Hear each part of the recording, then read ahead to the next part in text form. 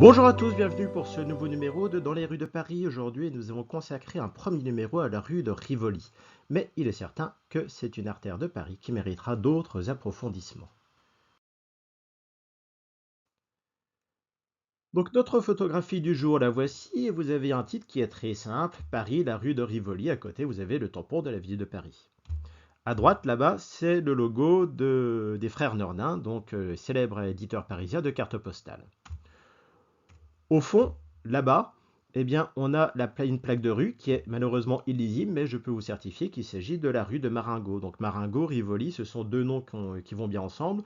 On les relie facilement à l'épopée napoléonienne en Italie, et donc ce sont des noms qui fleurent bon le Second Empire. Ce sont des rues qui ont été percées sous Napoléon III et donc sous le baron Haussmann. Alors il existe une autre version de cette carte postale, une version postérieure qui est colorisée, la voici. Donc, elle fait un petit peu mal aux yeux, donc on ne va pas l'utiliser, on y reviendra tout à l'heure. Sur notre carte postale, première chose à voir, c'est le bâtiment à gauche, là-bas. Au moment où a été pris le cliché, c'est le ministère des Finances. Auparavant, ce ministère avait ses locaux un petit peu plus loin dans un bâtiment qui a été brûlé pendant la Commune. En 1871, il va s'installer ici, dans l'aile Richelieu du Palais du Louvre. Il va y rester jusque dans les années 1980.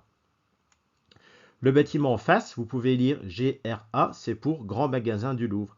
Ces grands magasins du Louvre, vous les distinguez peut-être un petit peu mieux sur cette carte postale ici, et vous voyez qu'ils prenaient quand même pas mal de place. Donc, ils tirent leur nom simplement du fait qu'ils sont situés en face du Louvre, mais ce sont des grands magasins, comme on en trouvait beaucoup dans le Paris de la Belle Époque. Au départ, ils sont installés uniquement dans le rez-de-chaussée du bâtiment. C'est un bâtiment qui a été voulu par Napoléon III et qui était alors le Grand Hôtel du Louvre. Mais ces magasins, ils vont avoir beaucoup de succès, ils vont finir par racheter l'ensemble du bâtiment. Ils fermeront en 1974 et aujourd'hui, eh bien, l'ensemble forme de nouveau l'Hôtel du Louvre. Néanmoins, ce qui fait le sel de notre carte postale, ce sont les personnages. Et d'abord, ce qu'on peut voir, ce sont ces deux véhicules ici. On va zoomer et vous verrez qu'il y a un détail intéressant. Celui de gauche, vous distinguez, il s'agit d'un omnibus tiré par 3 chevaux. Et qui conduit ces 3 chevaux? Eh bien, manifestement, c'est une femme. Et c'est intéressant. En 1896, on a seulement 0,6% de conductrices dans les personnels des fiacres et des entreprises de voitures publiques. Cette part des femmes, elle va augmenter à partir de 1906-1907 quand on va créer l'école des cochers et des charretiers. Mais ce n'est pas par féminisme. En fait, si à ce moment-là, on commence à embaucher un petit peu plus de femmes pour conduire ces omnibus, c'est parce qu'on considère que la personnalité féminine, ce qu'on considérait être alors la personnalité féminine, est mieux adaptée parce que simplement, eh bien, on va attendre des femmes qu'elles soient plus douces, notamment avec les chevaux. Et on va attendre d'elles aussi qu'elles incitent leurs collègues masculins à devenir plus polis dans les rues de Paris. Donc la part des femmes va augmenter dans ces emplois sans toutefois évidemment devenir majoritaire, loin de là. Dans l'omnibus à côté, vous voyez qu'on a quelques ombrelles qui dépassent, il devait faire chaud ce jour-là. Notre omnibus, il va croiser également ce véhicule qui est tiré par deux magnifiques chevaux blancs.